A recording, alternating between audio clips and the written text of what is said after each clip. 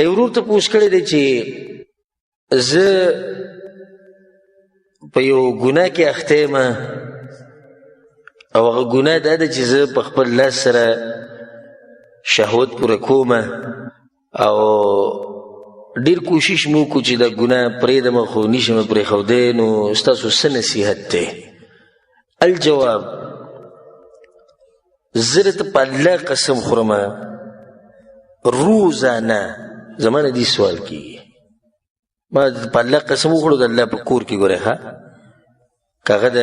واټساپ په لارې او که هغه په موبایل باندې میسیج او که هغه د موبایل ټلیفون او که هغه بل څه ذریعه یي خو ما نه دا سوال کېږي دلیل دی په دې باندې چې دا ګناه عامه شوې ده په هلکانو کې او په جنکو کې هم نو دا رور لا خو چې تپوس یې وکړو نصیحت غواړي او کوم چې دا خبره پټه ساتلې ده نو ښه په نقصان کې پراته دي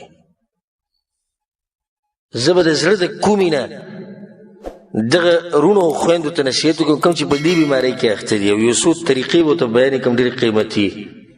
چې دا طریقې دوی استعمال کړو په دې عمل وکړو دې ګناه نه به الله ساتي اول خو دا خبره یاده ساتئ چې استمنا دې ته وایي په خپل لاس باندې مني ویسته که هغه هره طریقه خو د دغه استعمال پکې نه لکه زنانې مخې ته نه هلک نه په خپله لیږي او دغه شان زنانه هم کوي دا حرام دی د قرآن حدیث په رڼا کې الله سبحانه وتعالی په قرآن کې دا خبره کړې ده د مؤمنانو صفت ذکر کړی والذین هم لفروجهم حافظون مؤمنان هغه دي چې خپل عورتونو حفاظت کوي الا علی ازواجهم وملکت ایمانهم مګر دا چې د خپلو ښځو سره که عورت استعمالوي یا د وینځو سره نو بیا خو هېڅ خبره نه فانهم غیر ملومین الله وایي دوی څوک نشي ملامته کولی سړی وایي چې په دې کې کوم ځای کې دلیل پکې شته که واوره مخکې الله څه وایي فمن ابتغى وراء ذلک نو د دې دوو لارو نه علاوه که چا بله لار ولټوله فاولئک هم العادون دغه ګناهګار دي به دوی د حد نه تېروتې دوه لارې دي الله دې ذکر خو یو شهوت پوره کول د خپلې ښځې سره دویم شهوت پوره کول د چا سره د وینځې سره درېیمه لار که هغه لارې په لاس باندې مني وباسي والعیاذ بالله پردې ښځې سره لګیا دی که دی هلک سره شهوت پوره کوي دا ټول په دې کې دننه رالو دا کار حرام دی حدیث کې هم د عبدالله بن مسعود رضی حدیث دی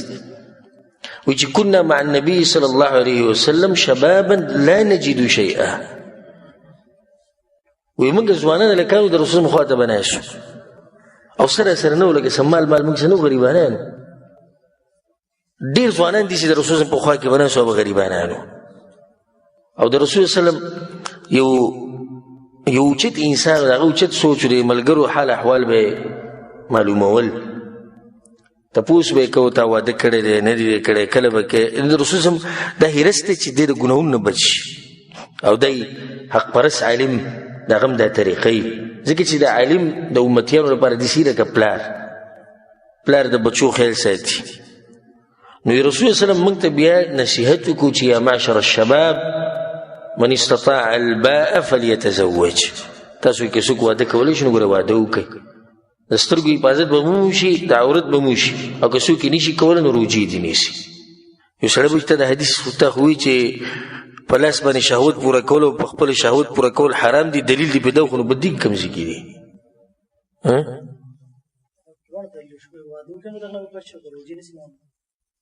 نه په دې کې دلیل دی چې دا کار ته چې کوم کې ده حرام دی او هغه داسې روجې نیوه اسانې دي او که په لاس باندې شهوت پوره کول اسان دي څه اسان دي شهوت پوره کول اسان دي ولې رسول صلی دا ګرانه طریقه ښیي بیا ولې رسول صلی ته پته نه چې داسې یو طریقه شتي پته ده ورته که نه پته نه یې ښیي او ښه اسانه طریقه ده خو ویې نه وي چې تاسو کې څوک واده نشي کولی هغه خیر دی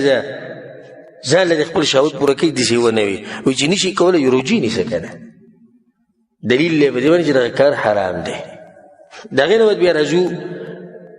یو څو نصیحتونه هغه دې وروڼو او خویندو ته کوم چې په دې کار کې اخته دي اولنی نصیحت یا اولنی طریقه د دې ګناه نه د بچ کېدو هغه ده د الله سبحانه وتعالی نه یره او دا سوچ چې الله معیني الله زما اوري د الله په مخ کې زه څنګه کار وکړم دا کار چې څوک کوي که هغه هلک دی او که جنۍ ده خو د چا په مخ کې نه کوي ګورئ چا په مخ کې کوي نه کوي مطلب چې د خلکو ډېر قدر کوي او چې کله ځان له یوازې شي بې کوي نو د الله قدر او تعظیم د ده په زړه کې نه وي ناولنې خبره دا ده د الله نه یره